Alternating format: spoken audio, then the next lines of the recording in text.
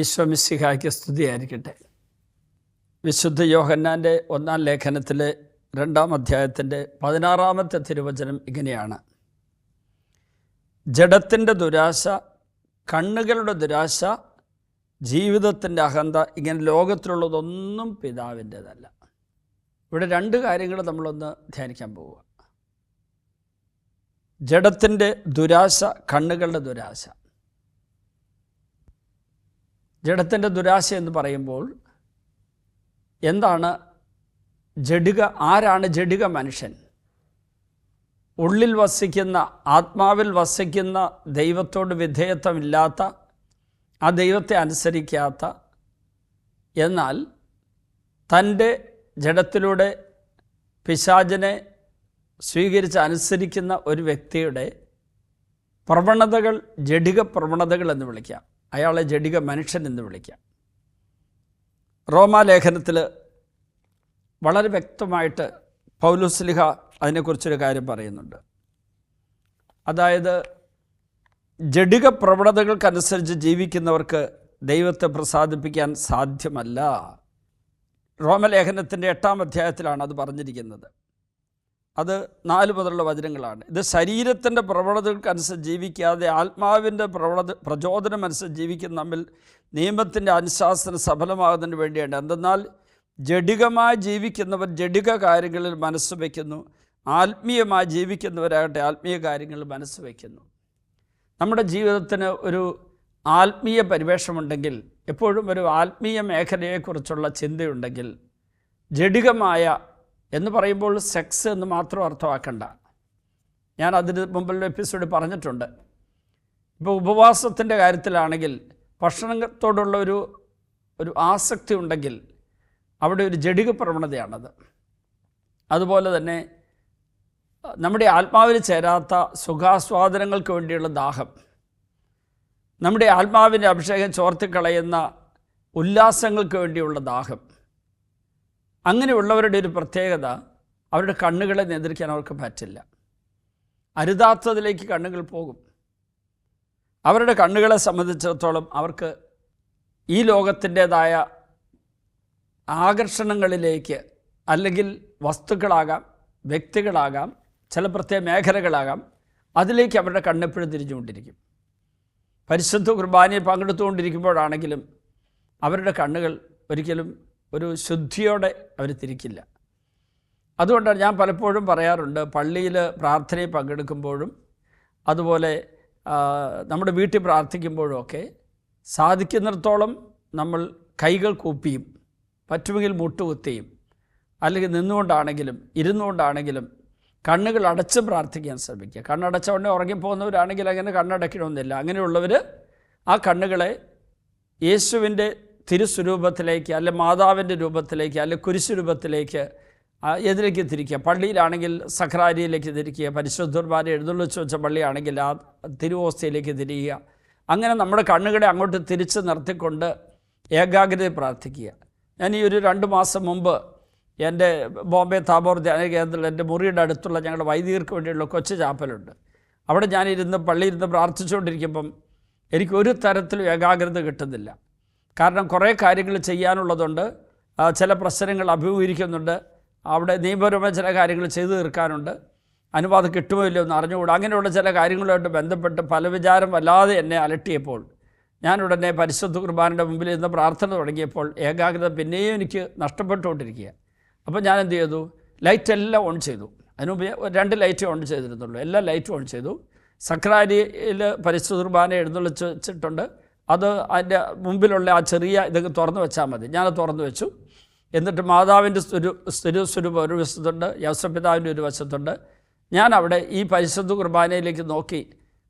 അതിനുശേഷം ഞാൻ കണ്ണടച്ചു. ഞാൻ ആ ഓസ്തിയിലേക്ക് നോക്കി കണ്ണടച്ച് പ്രാർത്ഥന തുടങ്ങി. എൻ്റെ പ്രാർത്ഥന ഞാൻ തുടരുകയാണ്. പ്രത്യേക ചില പ്രാർത്ഥന ഞാൻ ചൊല്ലിക്കൊണ്ടിരിക്കുമ്പോൾ വീണ്ടും പല വിചാരത്തിലേക്ക് വന്നു. വീണ്ടും ഞാൻ കണ്ണ് തുറന്ന് യേശുവിലേക്ക് നോക്കിക്കൊണ്ട് ഈശോയോട് ഞാൻ പറഞ്ഞു, എൻ്റെ കണ്ണുകളിലേക്ക് അങ്ങയുടെ തിരുരക്തത്തിൻ്റെ ഒരു തുള്ളി ഒഴിച്ച് എൻ്റെ മനസ്സിലേക്ക് ഒഴിച്ച് ഒന്ന് ശുദ്ധീകരിക്കണമേ, പല വിചാരങ്ങൾ മാറിപ്പോകട്ടെ, നാളെ ചെയ്യേണ്ട കാര്യങ്ങളും ഓഫീസ് ചെല്ലുമ്പോൾ പറയേണ്ട കാര്യങ്ങളൊന്നും എൻ്റെ മനസ്സിൽ വരാതിരിക്കട്ടെ. അതുപോലെ അവർ നോ പറഞ്ഞാലും അതൊന്നും കാര്യമാക്കാതെ മുന്നേറാൻ കൃപ തരണേ എന്നൊക്കെ പറഞ്ഞ് ഞാനൊന്ന് കണ്ണും കണ്ടടയ്ക്കും. പിന്നെ കാണുന്നത് ഒക്കെ മാറി. പെട്ടെന്ന് ഈശോയുടെ തിരുസ്വരൂപം, അവിടുത്തെ സാന്നിധ്യം എനിക്ക് വെളിവാക്കി തന്നു. അതായത് നമ്മുടെ കണ്ണുകളെ നമ്മൾ എപ്പോഴും ദൈവത്തെങ്കിലേക്ക് തിരിക്കണം. നമ്മുടെ കണ്ണുകളെ ദൈവികമായതിലേക്ക് തിരിക്കണം, വിശുദ്ധമായതിലേക്ക് തിരിക്കണം. അപ്പോൾ അങ്ങനെ വരുമ്പോഴേക്ക് ജഡത്തിൻ്റെ ദുരാശ നമ്മളെ കീഴടക്കാൻ ഒരു ദുരവസ്ഥ ഉണ്ടാവില്ല. ജഡത്തിൻ്റെ ദുരാശ എന്ന് പറയുമ്പോൾ ലൈംഗികപരമായിട്ടുള്ള അശ്ലീലപരമായിട്ടുള്ള ആഗ്രഹങ്ങളായിരിക്കാം, വികാരങ്ങളായിരിക്കാം, സ്വാഭാവികമായ ലൈംഗിക ഹോർമോണുകളുടെ ഫലമായി നമ്മളുണ്ടാകുന്ന ലൈംഗിക വികാരങ്ങളായിരിക്കാം. പക്ഷെ അത് നമ്മളെ കീഴടക്കാൻ പരിശുദ്ധാത്മാവ് അനുവദിക്കില്ല. പരിശുദ്ധാത്മാവ് അതിനെ കീഴടക്കാൻ നമ്മളെ ശക്തിപ്പെടുത്തും. അത് വേണമെങ്കിൽ നമ്മുടെ ഇന്ദ്രിയങ്ങളെ നിയന്ത്രിക്കണം. കാണുന്ന എല്ലാത്തിലേക്കും കാണുന്ന എല്ലാവരിലേക്കും അശുദ്ധ വികാരമുണ്ടാകുന്ന വിധത്തിൽ നോക്കരുത്. മറ്റൊരാളെ നോക്കിയാൽ അവരുടെ മുഖത്തേക്ക് നോക്കി നന്മയുള്ള ഒരു വികാരങ്ങളോടെ നോക്കി നമ്മൾ സംസാരിക്കാനും, അതുപോലെ തന്നെ അശ്ലീലമായ എന്തെങ്കിലും ചിത്രീകരണങ്ങളോ എന്തെങ്കിലും എവിടെയെങ്കിലും കണ്ടാൽ അങ്ങോട്ട് കണ്ണ് തിരിഞ്ഞാൽ പെട്ടെന്ന് പിൻവലിക്കാൻ നോക്കണം. അരുതാത്ത കണ്ട ഉടനെ കണ്ണ് പിൻവലിച്ചിട്ട് നമ്മൾ വിശുദ്ധമായ ഒന്നിനെക്കുറിച്ച് മനസ്സുകൊണ്ട് ബോധപൂർവ്വം നമ്മൾ ചിന്തിച്ച് തന്നെ അത് ചെയ്യണം. ഒരാൾ എന്നോട് പറഞ്ഞു, അച്ഛാ എനിക്ക് ഒരു കാര്യം അശ്ലീലമായത്, അല്ലെങ്കിൽ ഒരു വാൾ പോസ്റ്റർ ആയിരിക്കാം, സിനിമയുടെ അശ്ലീല ചിത്രീകരണമോ അല്ലെങ്കിൽ എന്തെങ്കിലുമൊക്കെ കണ്ടു കഴിഞ്ഞാൽ, അല്ലെങ്കിൽ യൂട്യൂബിൽ എന്തെങ്കിലും മോശമായൊരു ചിത്രം ഞാനത് ഓപ്പൺ ചെയ്ത് കാണില്ലെങ്കിലും അത് കണ്ടു കഴിഞ്ഞാൽ എൻ്റെ മനസ്സിൽ എപ്പോഴും അത് നിറഞ്ഞിങ്ങനെ വരും. ഞാൻ പറഞ്ഞത്, അപ്പോൾ ഒട്ടും ഭാരപ്പെടരുത്, അസ്വസ്ഥരാകരുത്, ടെൻഷൻ പിടിക്കരുത്, ശാന്തമാവുക. ആദ്യം ചെയ്യേണ്ടത് just be calm and quiet, ശാന്തമാവുക. എന്നിട്ട് മനസ്സിനെ ശാന്തമാക്കിയിട്ട് ടെൻഷൻ പിടിക്കാതെ യേശുവെ നിന്ന് വിളിക്കുക. യേശു എൻ്റെ ഉള്ളിലുണ്ട്, എൻ്റെ മുമ്പിലുണ്ട്, എൻ്റെ കൂടെയുണ്ട്.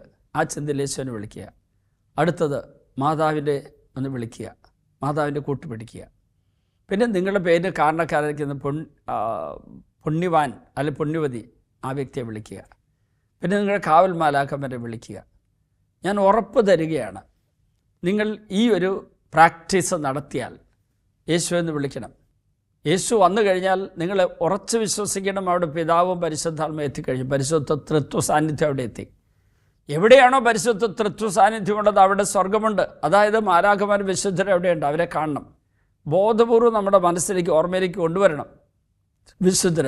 അപ്പോൾ അവരുടെ പേരൊന്ന് വിളിച്ച്, വിശുദ്ധ അൽഫോൻസാമേ, വിശുദ്ധ ചാവറേച്ച, വിശുദ്ധ ഇബ്രാശമ്മേ, വിശുദ്ധ മറിയന്തേശേ, അതുപോലെ റാണി മരിയ സിസ്റ്ററെ, ദേവസഹായം പിള്ള വിശുദ്ധ, ഇങ്ങനെയൊക്കെ പേര് പറ.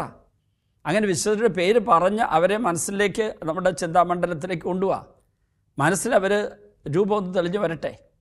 മദർ തെരേസ വിളിക്കാം, ജോൺ പോൾ II മാർപ്പാപ്പയെ വിളിക്കാം, ഫാദർ പി പുണ്യാളിനെ വിളിക്കാം, അന്തോണിസ് പുണ്യാളിനെ വിളിക്കാം, യൂദാദാസ് പുണ്യാളിനെ വിളിക്കാം, ഗവറിക്സ് പുണ്യാളിനെ വിളിക്കാം, സെബസ്ത്യാനസ് പുണ്യാളിനെ വിളിക്കാം. അങ്ങനെ വിശുദ്ധരെ ഒന്ന് പേര് ചൊല്ലി വിളിച്ചോ. കാവൽ മാലാഖനെ വിളിച്ചോ, മിഖായേൽ മാലാഖ വിളിക്കാം, ഗബ്രിയേൽ മാലാഖ വിളിക്കാം.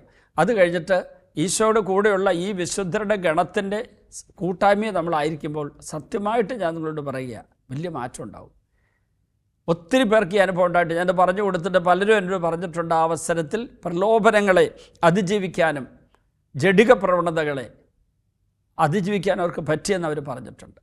അപ്പോൾ ജഡത്തിൻ്റെ ദുരാശ, കണ്ണുകളുടെ ദുരാശ, ഇത് രണ്ടും നമ്മളെ എപ്പോഴും പിശാച് കീഴടക്കാൻ വേണ്ടി ഉപയോഗിക്കുന്ന വഴികളാണ്.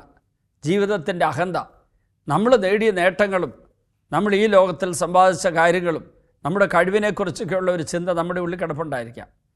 അതിലേക്ക് കോൺസെൻട്രേറ്റ് ചെയ്ത് ഇത് ദൈവത്തിൻ്റെ ദാനമാണ്, ദൈവം എന്നെക്കൊണ്ട് ചെയ്യിപ്പിച്ചതെന്ന് കരുതുക. ഒരിക്കൽ ഒരു ആത്മായ സഹോദരൻ എൻ്റെ അടുക്കൽ വന്നിട്ട് പറഞ്ഞു, അച്ഛാ, ഞാനൊരു രോഗിക്ക് വേണ്ടി പ്രാർത്ഥിച്ച നിമിഷം തന്നെ രോഗി പൂർണ്ണ സൗഖ്യം പ്രാപിച്ചു. അത് കഴിഞ്ഞിട്ട് അത് എന്നോട് 2-3 തവണ അദ്ദേഹം ഒരു ദിവസത്തിൽ പറഞ്ഞു. അത് കഴിഞ്ഞതിന് ശേഷം അപ്പം ഞാൻ അപ്പോഴൊക്കെ അദ്ദേഹത്തിന് ഈശോയ്ക്ക് മഹത്വം കൊടുക്കുക, ഈശോ ചെയ്ത കാര്യമാണെന്നൊക്കെ പറഞ്ഞ് ഞാൻ ബോധ്യപ്പെടുത്തുന്നുണ്ടെങ്കിലും അദ്ദേഹത്തിന് അത്ര തൃപ്തി വരുന്നില്ല.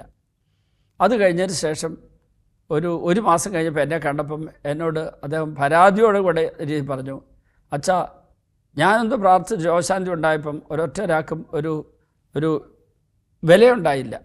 നിങ്ങളാരെങ്കിലും ആയിരുന്നെങ്കിൽ അത് വലിയ പേരെടുത്ത് ഉയർത്തിക്കാട്ടിയൊക്കെ. ഞാൻ പറഞ്ഞു ഒരിക്കലും അങ്ങനെ ഞങ്ങളോ ആരും ചെയ്യാൻ പാടില്ല. രോഗശാന്തി നൽകുന്ന കർത്താവാണ്, മഹത്വം കർത്താവിന് കൊടുക്കണം. മാത്രമല്ല ദൈവം ചെയ്തൊരു പ്രവൃത്തി നീ ഉപകരണമായെന്നുള്ളത് ശരിയാണ്, പക്ഷേ എൻ്റെ മഹത്വം നീ എടുക്കാൻ ആഗ്രഹിച്ചുകൊണ്ടല്ലേ അതിനെക്കുറിച്ച് ഇപ്പോൾ പരാതി പറയുന്നത്. സത്യം പറഞ്ഞാൽ അത് ജീവിതത്തിൻ്റെ അഹന്തയുടെ ഭാഗമാണ്. ദൈവം നമ്മെക്കൊണ്ട് ചെയ്യിപ്പിക്കുന്ന കാര്യങ്ങൾ, ദൈവം നമ്മിലൂടെ ചെയ്യുന്ന കാര്യങ്ങൾ കണ്ടിട്ട് നമ്മൾ ചെയ്തു എന്ന് ഓർക്കരുത്. ഓശാന ദിവസം യേശുവിനെ വഹിച്ച കഴുതയുടെ സ്ഥാനത്തേക്ക് നമ്മൾ താഴ്ന്ന് ഇറങ്ങേണ്ടി വരും. ചിലപ്പം യേശു അതിൻ്റെ മുകളിൽ ഇരിക്കുന്നതുകൊണ്ടാണ് കഴുതയ്ക്ക് അവിടെ വില കിട്ടിയത്. അല്ലാണ്ട് ആ വഴിയിൽ വിരിച്ച തുണിയും ആ ഈന്തപ്പനയുടെ ഓല കൊണ്ട് വീശി ഓശാന പാടുന്നതൊക്കെ ഈ കഴുതയ്ക്ക് വേണ്ടിയല്ല. കഴുത യേശുവിനെ വഹിക്കുന്ന ഒരു മൃഗം മാത്രമാണ്. അത്ര ഓർത്താൽ മതി. അപ്പോൾ ദൈവം നമ്മിലൂടെ മഹത്വപ്പെടണമെന്ന് ആഗ്രഹിക്കുമ്പോൾ ജീവിതത്തിൻ്റെ അഹന്തയിലേക്ക് പോവില്ല. ആ നേട്ടങ്ങളിൽ അഭിരമിച്ച് നമ്മളെ തന്നെ സ്തുതിക്കാനും പുകഴ്ത്താനും പോവില്ല. നമുക്ക് പ്രാർത്ഥിക്കാം. കർത്താവേ, കണ്ണുകളുടെ ദുരാശ, അതുപോലെ തന്നെ ജഡത്തിൻ്റെ ദുരാശ, ജീവിതത്തിൻ്റെ അഹന്ത, ഈ മേഖലയിൽ ഞങ്ങൾക്ക് തെറ്റ് പറ്റിയിട്ടുണ്ടെങ്കിൽ, ഈ മേഖലയിൽ ഞങ്ങൾക്ക് പാപം സംഭവിച്ചിട്ടുണ്ടെങ്കിൽ മാഫി ചോദിക്കുന്നു. ഞങ്ങളോട് പൊറുക്കണമേ. പിതാവിൻ്റെയും പുത്രൻ്റെയും പരിശുദ്ധാത്മാവിൻ്റെയും നാമത്തിൽ